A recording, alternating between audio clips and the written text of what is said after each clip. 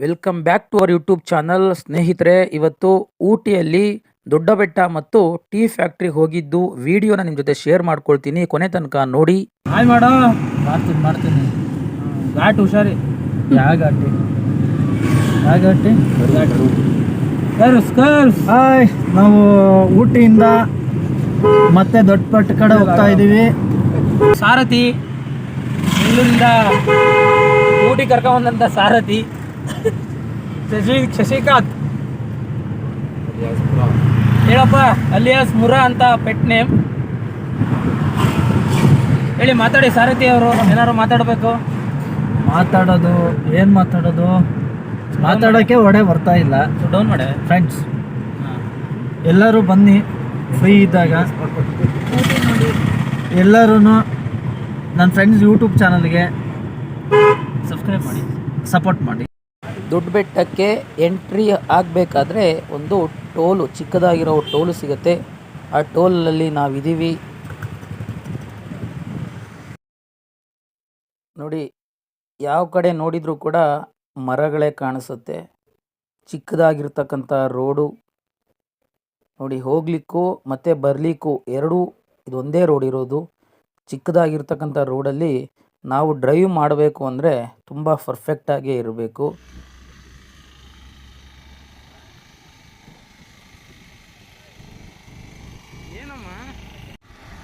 ಯಾರಿನ್ನೂ ನನ್ನ ಚಾನಲ್ನ ಸಬ್ಸ್ಕ್ರೈಬ್ ಮಾಡಿಲ್ಲ ಅಂದರೆ ಈಗಲೇ ನನ್ನ ಚಾನಲ್ನ ಸಬ್ಸ್ಕ್ರೈಬ್ ಮಾಡಿ ನನ್ನ ಚಾನಲ್ಗೆ ಸಪೋರ್ಟ್ ಮಾಡಿ ಸ್ನೇಹಿತರೆ.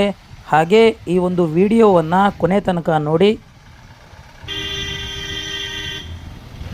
ದೊಡ್ಡ ಬೆಟ್ಟ ಹತ್ತತ್ರ ಬಂದಾಗೇ ಮೇಲ್ಗಡೆ ನೋಡಿ ಕಾಣಿಸ್ತಾ ಇದೆ.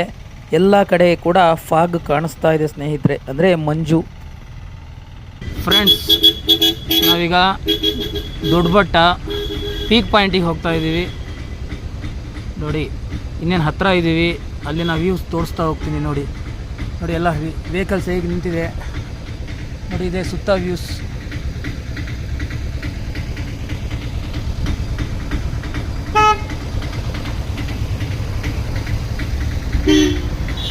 ನಾವು ಹೋದಾಗಲೂ ತುಂಬ ರಶ್ ಇತ್ತು ನೋಡಿ.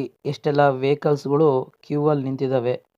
ತುಂಬ ರಶ್ ಇತ್ತು. ಚಿಕ್ಕದಾಗಿರೋ ರೋಡ್ ಬೇರೆ ಅಲ್ವಾ, ಒಂದು ವೆಹಿಕಲ್ ಹೋಗಬೇಕು ಅಂದರೆ ಇನ್ನೊಂದು ವೆಹಿಕಲ್ ನಿಲ್ಲಬೇಕು, ಆ ಥರ. ಇನ್ನೇನು ದೊಡ್ಡ ಬೆಟ್ಟ ಹತ್ತಿರ ಬರ್ತಾ ಇದ್ದೀವಿ ಸ್ನೇಹಿತರೆ. ದೊಡ್ಡ ಬೆಟ್ಟದಲ್ಲಿ ನಾವು ಏನೇನು ನೋಡಲಿಕ್ಕೆ ಸಾಧ್ಯ ಅವನ್ನೆಲ್ಲ ವಿಡಿಯೋವನ್ನು ನಿಮ್ಮ ಜೊತೆ ಹಂಚ್ಕೊಳ್ತೀನಿ. ಕೊನೆ ತನಕ ನೋಡ್ತಾ ಇರಿ.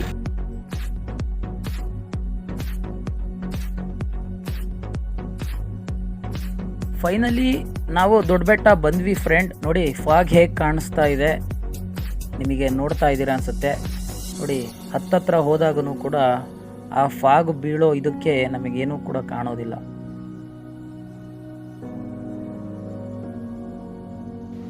ತುಂಬ ರಶ್ ಇತ್ತು, ಹಾಗಾಗಿ ಕಾರ್ನ ಪಾರ್ಕ್ ಮಾಡೋಕ್ಕೂ ಕೂಡ ತುಂಬ ಕಷ್ಟ ಆಗ್ತಾ ಇತ್ತು. ನೀವು ನೋಡ್ತಾ ಇದ್ದೀರಾ ಸ್ನೇಹಿತರೆ, ಪಕ್ಕದಲ್ಲೇ ನೋಡಿ ಎಲ್ಲ ಕಡೆ ರೋಡ್ ಸೈಡಲ್ಲೇ ಕಾರ್ನ ಪಾರ್ಕ್ ಮಾಡಿ ಹೋಗಿದ್ದಾರೆ ನೋಡಿ. ಎಷ್ಟು ವೆಹಿಕಲ್ಸ್ಗಳಿದೆ. ಅಲ್ಲೇ ಸ್ವಲ್ಪ ಮುಂದೆ ಹೋಗಿ ಕಾರ್ನ ಪಾರ್ಕ್ ಮಾಡಿ ಬರ್ತಾ ಇದ್ದೀವಿ.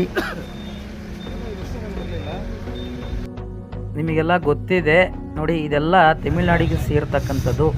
ಅಲ್ಲಿಂದ ಒಳಗೆ ಬರ್ತಾ ಇದ್ದೀವಿ ನೋಡಿ. ಎಂಟ್ರೆನ್ಸು ಅಲ್ಲೂ ಕೂಡ ಪಾರ್ಕಿಂಗ್ ಇತ್ತು, ಆದರೆ ಕಾರೆಲ್ಲ ಜಾಸ್ತಿ ನಿಂತಿದ್ವು, ಹಾಗಾಗಿ ನಮಗೆ ಜಾಗ ಇರಲಿಲ್ಲ. ಸ್ವಲ್ಪ ಮುಂದೆ ಹೋಗಿ ಪಾರ್ಕ್ ಮಾಡಿ ಒಳಗೆ ಹೋಗ್ತಾ ಇದ್ದೀವಿ ನೋಡಿ. ತುಂಬ ಚಳಿ, ಯಾರಿಗೂ ಕೂಡ ತಳಿ ಕಂಟ್ರೋಲ್ ಮಾಡಲಿಕ್ಕೆ ಆಗಲಿಲ್ಲ.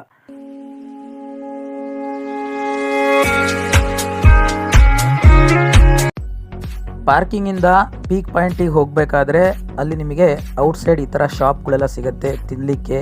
ಮತ್ತು ವಾಟರ್ ಬಾಟಲ್ ಏನಾದ್ರು ಕುಡಿಲಿಕ್ಕೆ ನೀರು ಬೇಕಾದರೆ ಎಲ್ಲ ಸಿಗುತ್ತೆ. ಪೆಟ್ ಬಾಟಲ್ ತೊಗೊಂಡು ಹೋಗಬೇಕು.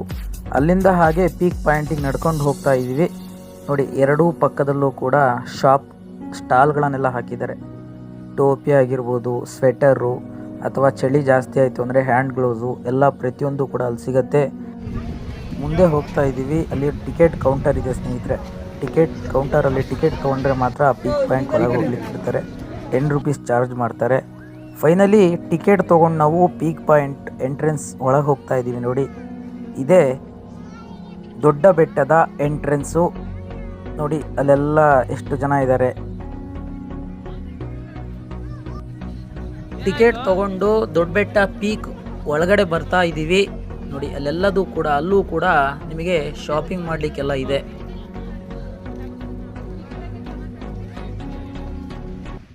ನೋಡಿ ಇದೇ ಊಟಿಯ ದೊಡ್ಡ ಬೆಟ್ಟ ಸ್ನೇಹಿತರೆ. ನೋಡಿ ಹೇಗಿದೆ, ಎಲ್ಲ ಕಡೆ ಹಸಿರು ಜೊತೆಯಲ್ಲಿ ಇಬ್ಬನಿ ಮಂಜು ಅಂತ ಏನು ಹೇಳ್ತೀವಲ್ವಾ, ಎಲ್ಲಿ ನೋಡಿದ್ರು ಫಾಗ್ ಕಾಣಿಸ್ತಾನೆ ಇದೆ. ಸ್ವಲ್ಪ ಹೊತ್ತು ಅಕ್ಕಪಕ್ಕ ಇರೋರು ಕಾಣಿಸ್ತಾರೆ, ಆಮೇಲೆ ಆ ಕಡೆ ನೋಡಿದ ತಕ್ಷಣವೇ ಮಂಜು ಬೀಳಕ್ಕೆ ಶುರು ಆಯಿತು ಅಂತ ಹೇಳಿದರೆ ಪಕ್ಕದಲ್ಲಿ ಯಾರಿದ್ದಾರೆ ಅಂತಲೇ ಗೊತ್ತಾಗಲ್ಲ. ಎಷ್ಟು ಫಾಗ್ ಬೀಳ್ತಾ ಇದೆ ನೋಡಿ, ಆ ಹೊಗೆ ನೋಡಿದರೆ ನೋಡಿ ಎಷ್ಟು ಹೇಗೆ ಕಾಣಿಸ್ತಾ ಇದೆ ನೋಡಿ. ನಿಮಗೆ ಇಷ್ಟೊತ್ತು ತೋರಿಸಿದ್ದು ಎಂಟ್ರೆನ್ಸ್ ಅಂದರೆ ಕೆಳಗಡೆಯಿಂದ ಎಲ್ಲ ವ್ಯೂಸ್ನ ತೋರಿಸಿದ್ದು ಸ್ನೇಹಿತರೆ. ಈಗ ಹತ್ತುತ್ತಾ ಇದ್ದೀವಿ ಮೇಲ್ಗಡೆ, ಅದೇ ಪೀಕ್ ಪಾಯಿಂಟ್ ಅಂತ. ಅಲ್ಲಿಂದ ಮೇಲ್ಗಡೆಯಿಂದ ನೋಡಿದರೆ ದೊಡ್ಡ ಬೆಟ್ಟದ ವ್ಯೂಸ್ ಯಾವ ರೀತಿ ಕಾಣುತ್ತೆ ಅಂತ ತೋರಿಸುವಂಥ ಪ್ರಯತ್ನವನ್ನು ಮಾಡ್ತೀನಿ. ನೋಡಿ ಮೇಲೆ ಹೋದಷ್ಟು ಕೂಡ ಆ ಫಾಗ್ ಬೀಳೋ ರಭಸಕ್ಕೆ ಆ ಚಳಿ ನಮಗೆ ಕಂಟ್ರೋಲ್ ಮಾಡಲಿಕ್ಕೆ ಆಗಲ್ಲ. ಯಾಕೆಂದರೆ ನಮಗೆ ಇಲ್ಲಿಯ ವೆದರಿಗೆ ನಾವು ಅಡ್ಜಸ್ಟ್ ಆಗಿರ್ತೀವಿ, ಆದರೆ ಊಟಿಯ ವೆದರಿಗೆ ಅಡ್ಜಸ್ಟ್ ಆಗಬೇಕು ಅಂದರೆ ತುಂಬ ಕಷ್ಟ. ಅದು ಅನ್ಸೀಸನಲ್ಲಿ ಹೋದರೆ ಪರವಾಗಿಲ್ಲ, ಸೀಸನಲ್ಲಿ ಹೋದರೆ ತುಂಬ ಕಷ್ಟ ಸ್ನೇಹಿತರೆ. ನೋಡಿ ಇದಿದೆಯಾ, ಈಗೇನು ಕಾಣಿಸ್ತಾ ಇದೆ ಅಲ್ವಾ, ಇದೇ ಪೀಕ್ ಪಾಯಿಂಟು. ಇಲ್ಲಿಂದ ನಿಂತು ನೋಡಿದರೆ ಆ ದೊಡ್ಡ ಬೆಟ್ಟದ ಹೊರಗಡೆ ಅಂದರೆ ಔಟ್ಸೈಡ್ ವ್ಯೂಸ್ ಕಾಣುತ್ತೆ. ಅಲ್ಲಿಂದ ವ್ಯೂಸ್ನ ನೋಡಿ ಕೆಳಗೆ ಇಳಿತಾ ಇದ್ದೀವಿ.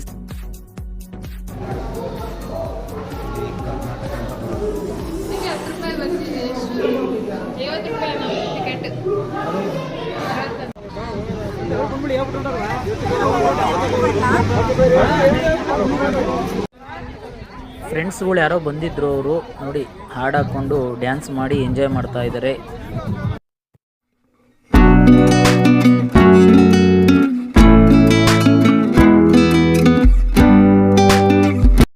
A few moments later.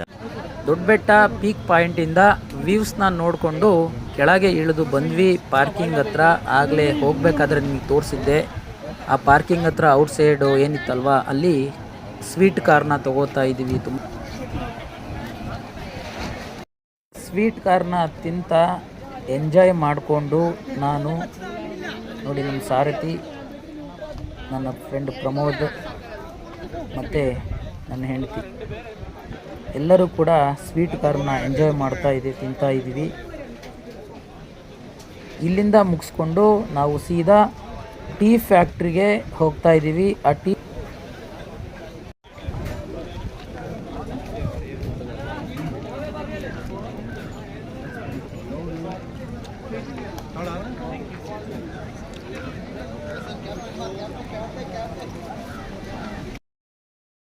ಬಾಯ್ ಬಾಯ್ ದೊಡ್ಡ ಬೆಟ್ಟದಿಂದ ನಾವು ಈಗ ಹೊರಡ್ತಾ ಇದ್ದೀವಿ ಸ್ನೇಹಿತರೆ.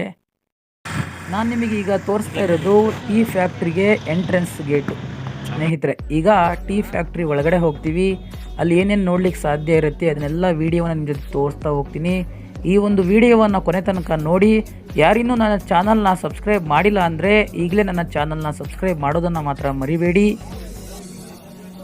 ಇಲ್ಲಿ ಟೀ ಪುಡಿ ಯಾವ ರೀತಿ ಮಾಡ್ತಾರೆ ಅಂದರೆ ಸ್ಟೀಮಿಂಗ್ ಮಾಡೋದಿರ್ಬೋದು, ಅದರ ಕೂಲಿಂಗ್ ಮಾಡೋದಿರ್ಬೋದು, ಆ ಪೌಡ್ರು ತಯಾರು ಮಾಡೋದು ಎಲ್ಲದನ್ನು ಕೂಡ ಇಲ್ಲಿ ಮಾಡ್ತಾ ಹೋಗ್ತಾರೆ. ಇದೆಲ್ಲ ಮೆಷಿನ್ಸು.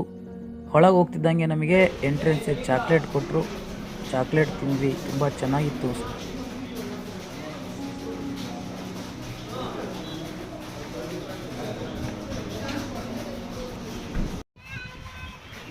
ನೋಡಿ ಆ ಟೀ ಫ್ಯಾಕ್ಟ್ರಿ ಒಳಗಡೆ ಎಂಟ್ರೆನ್ಸ್ ಬಂದ ತಕ್ಷಣವೇ ನಾವು ಸೇಲ್ಸ್ ಕೌಂಟ್ರಿಗೆ ಹೋಗೋಕ್ಕಿಂತ ಮುಂಚೆ ಸಿಗ್ತಕ್ಕಂಥ ವ್ಯೂಸ್ ಇದು ನೋಡಿ. ನಾವೀಗ ಸೇಲ್ಸ್ ಕೌಂಟರಿಗೆ ಹೋಗ್ತಾ ಇದ್ದೀವಿ. ಟೀ ಫ್ಯಾಕ್ಟ್ರಿ ಮತ್ತು ಚಾಕ್ಲೇಟ್ ಸೇಲ್ಸ್ ಕೌಂಟರ್ಗೆ ಹೋಗ್ತಾ ಇದ್ದೀವಿ. ಅಲ್ಲಿ ಯಾವ್ಯಾವ ರೀತಿ ಚಾಕ್ಲೇಟ್ಸ್ ಇದೆ, ಯಾವ್ಯಾವ ರೀತಿ ಟೀ ಪೌಡರ್ಗಳೆಲ್ಲ ಸಿಗ್ತವೆ, ಎಲ್ಲವನ್ನು ನಿಮ್ಮ ಜೊತೆ ಹಂಚ್ಕೊಳ್ತೀನಿ, ನೋಡ್ತಾ ಇರಿ.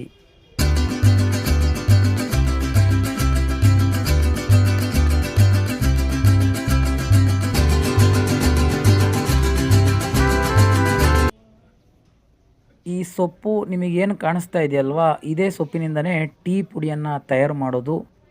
ಅದನ್ನು ಹೇಗೆ ಮಾಡ್ತಾರೆ, ಯಾವ ಮಷಿನಿಂದ ಮಾಡ್ತಾರೆ, ಈಗ ಒಳಗೆ ಹೋಗ್ತಾ ಇದ್ದೀನಿ ಸ್ನೇಹಿತರೆ. ಆ ಮಷಿನ್ ಎಲ್ಲ ವೀಡಿಯೋನ ನಿಮ್ಮ ಜೊತೆ ತೋರಿಸ್ತಾ ಹೋಗ್ತೀನಿ.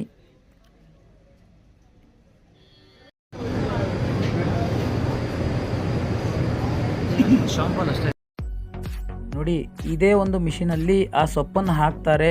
ಆ ಸೊಪ್ಪು ಕ್ಲೀನಾಗಿ ಬಂದು ಅದು ಪೌಡರ್ ಆಗುತ್ತೆ. ಈ ಟೀ ಪುಡಿಯನ್ನು ಮಾಡಲಿಕ್ಕೂ ಕೂಡ ತುಂಬ ಸ್ಟೆಪ್ಸ್ ಇದೆ ಸ್ನೇಹಿತರೆ.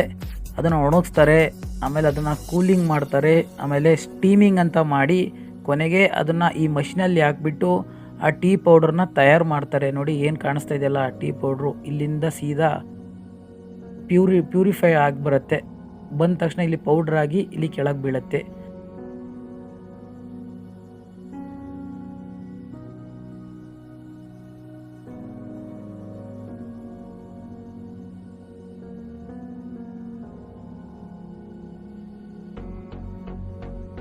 ನಾವು ಟೀ ಫ್ಯಾಕ್ಟ್ರಿಗೆ ಹೋದಾಗ ಟಿಕೆಟ್ ಕೌಂಟರಲ್ಲಿ ಟಿಕೆಟ್ ತೊಗೊಂಡು ಎಲ್ಲ ನೋಡಿಕೊಂಡು ಬಂದಾಗ ಇಲ್ಲಿ ಇವ್ರು ಏನು ಕೊಡ್ತಾ ಇದ್ದಾರೆ ನೋಡಿ, ಇದು ಟಿಕೆಟನ್ನು ಅವರಿಗೆ ಕೊಟ್ಟರೆ ನಮಗೆ ಟೀ ಸ್ಯಾಂಪಲ್ಸ್ ಕೊಡ್ತಾರೆ. ನಮಗೆ ಯಾವ ಥರ ಟೀ, ಮಸಾಲೆ ಟೀ ಆಗಿರ್ಬೋದು, ಚಾಕ್ಲೇಟ್ ಫ್ಲೇವರ್ ಆಗಿರ್ಬೋದು, ನಾವು ಯಾವುದನ್ನು ಕೇಳ್ತೀವೋ ಆ ಟೀಯನ್ನು ಕೊಡ್ತಾರೆ. ಆ ಟೀಯನ್ನು ಟೇಸ್ಟ್ ನೋಡಿ ನಾವು ಮನೆಗೆ ಏನಾದ್ರು ಪರ್ಚೇಸ್ ಮಾಡ್ಕೊಂಡು ಹೋಗೋದಾದರೆ ಟೀ ಪೌಡರ್ನ ಅದನ್ನು ನಾವು ಸೆಲೆಕ್ಷನ್ ಮಾಡಿಕೊಂಡು ಆ ಪೌಡರ್ನ ತೊಗೊಂಡು ಹೋಗ್ಬೋದು. ನೋಡಿ ನಾವೆಲ್ಲ ಟೀನ ಟೇಸ್ಟ್ ಮಾಡ್ತಾ ಇದ್ದೀವಿ. ಏನವರು ಸ್ಯಾಂಪಲ್ ಟೀ ಕೊಟ್ರಲ್ವ ಅದನ್ನು ಟೇಸ್ಟ್ ಮಾಡ್ತಾ ಇದ್ದೀವಿ. ನನ್ನ ಹೆಂಡ್ತಿಗೆ ಮಸಾಲೆ ಟೀ ತುಂಬ ಇಷ್ಟ ಆಯಿತು, ಅದನ್ನು ತೊಗೊಂಡು ಹೋಗಬೇಕು ಅಂತ ಹೇಳ್ತಾ ಇದ್ಲು.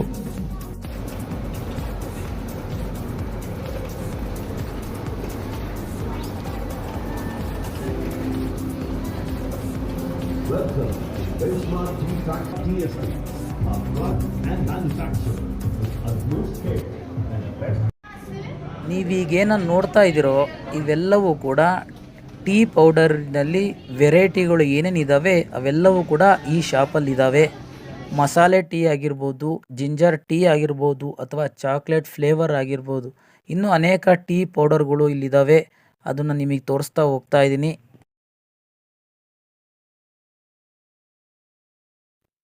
ಅಲ್ಲಿ ಟೀ ಸ್ಯಾಂಪಲ್ ಕುಡಿದ ಮೇಲೆ ನನಗೂ ಟೀ ಪೌಡ್ರು ಬೇಕು ಅಂತೇಳಿ ನನ್ನ ಹೆಂಡತಿ ಟೀ ಪೌಡ್ರು ತಗೊಳ್ಳಿಕ್ಕೆ ಅಂತೇಳಿ ಹೋದಳು. ಅವಳಿಗೆ ಯಾವ್ದು ಬೇಕು ಒಂದೇ 3 ವೆರೈಟಿ ಟೀ ಪೌಡರ್ನ ಸೆಲೆಕ್ಟ್ ಮಾಡಿಕೊಂಡ್ಳು. ಅದನ್ನು ತಗೊಂಡು ಹೋಗೋಣ ಅಂತೇಳಿ ಹೊರಗಡೆ ಅಂದರೆ ಎಕ್ಸಿಟ್ ಹೋಗ್ತಾ ಇದ್ದೀವಿ.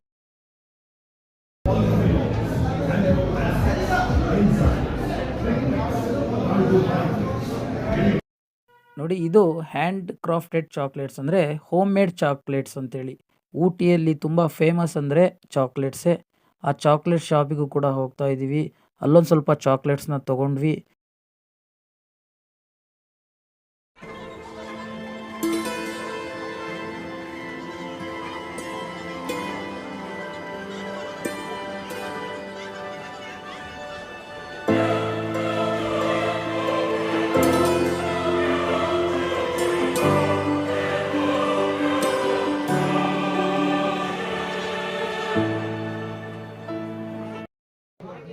ನನ್ನ ಫ್ರೆಂಡಿಗಂತೂ ತುಂಬ ಇಷ್ಟ ಆಯಿತು ಚಾಕ್ಲೇಟ್ ಶಾಪು, ಅದಕ್ಕೆ ಎಲ್ಲ ನೋಡ್ತಾ ನಿಂತಿದ್ದ.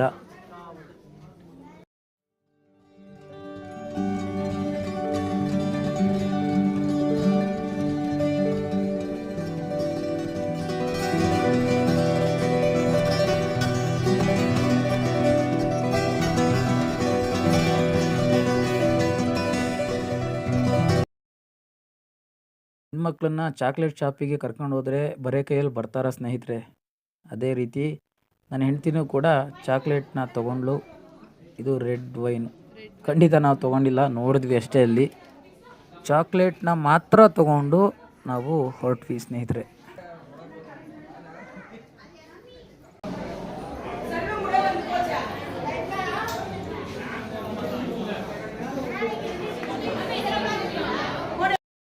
ಇಲ್ಲಿ ನೋವಿಗೆ ಎಣ್ಣೆಗಳು ಸಿಗತ್ತೆ. ನೀಲಗಿರಿ ಎಣ್ಣೆ ಆಗಿರ್ಬೋದು, ಅಥವಾ ಕಾಲು ನೋವು, ಮೊಣಕಾಲು ನೋವು, ಕೈ ನೋವು, ಬೆನ್ನು ನೋವು ಎಲ್ಲವಕ್ಕೂ ಕೂಡ ಎಣ್ಣೆ ಸಿಗತ್ತೆ. ಅಲ್ಲೂ 1-2 ಬಾಟ್ಲಿ ಎಣ್ಣೆನ ತೊಗೊಂಡು ಫೈನಲಿ ನಾವು ಎಕ್ಸಿಟ್ ಬರ್ತಾ ಇದ್ದೀವಿ. ಎಕ್ಸಿಟಲ್ಲೂ ಕೂಡ ನೋಡಿ ಶಾಪಿಂಗು, ನೀವು ಏನು ಬೇಕಾದರೂ ತಗೋಬೋದು, ಅಂದರೆ ದುಡ್ಡು ಕೊಟ್ಟು, ಹಾಗೆ ಅಲ್ಲ. No, no, no, no.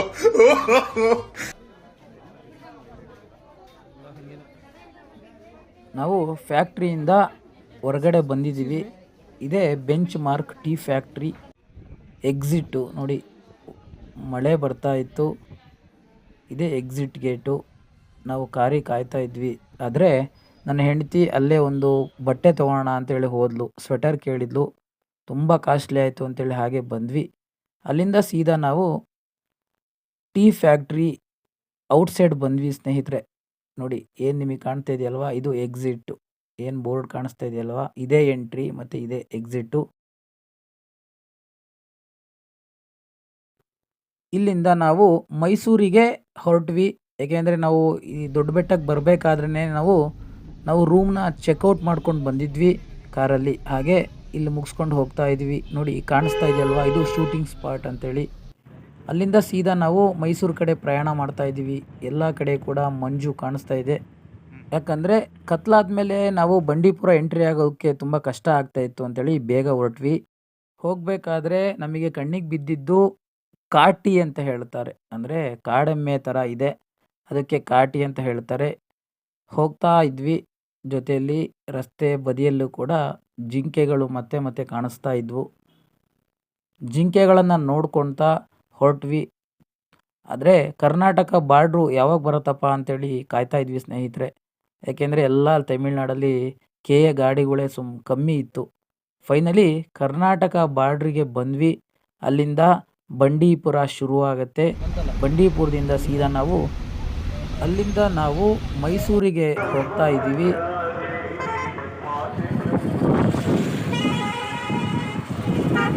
Nanjangud ಹತ್ತತ್ರ ಬಂದ್ವಿ. ಅಂದರೆ ನೈಟು 8:45 ಆಗಿತ್ತು ನಂಜನಗೂಡು ಬಂದಾಗ. ಅಲ್ಲಿಂದ ಸೀದಾ ನಾವು ಮೈಸೂರಿಗೆ ಬಂದು ಮೈಸೂರಲ್ಲೇ ಊಟವನ್ನೆಲ್ಲ ಮುಗಿಸ್ಕೊಂಡು ಬೆಂಗಳೂರಿಗೆ ಪ್ರಯಾಣ ಮಾಡಿದ್ವಿ ಸ್ನೇಹಿತರೆ. ಈ ಒಂದು ವಿಡಿಯೋ ನಿಮ್ಮೆಲ್ಲರಿಗೂ ಇಷ್ಟ ಆಗಿದೆ ಅಂತ ಇನ್ಯಾಕೆ ತಡ, ನನ್ನ ಚಾನಲ್ನ ಯಾರು ಸಬ್ಸ್ಕ್ರೈಬ್ ಮಾಡಿಲ್ಲ ಅಂದರೆ ಈಗಲೇ ನನ್ನ ಚಾನಲ್ನ ಸಬ್ಸ್ಕ್ರೈಬ್ ಮಾಡಿ. ಮುಂದಿನ ವಿಡಿಯೋ ಬರೋ ತನಕ ಬೈ.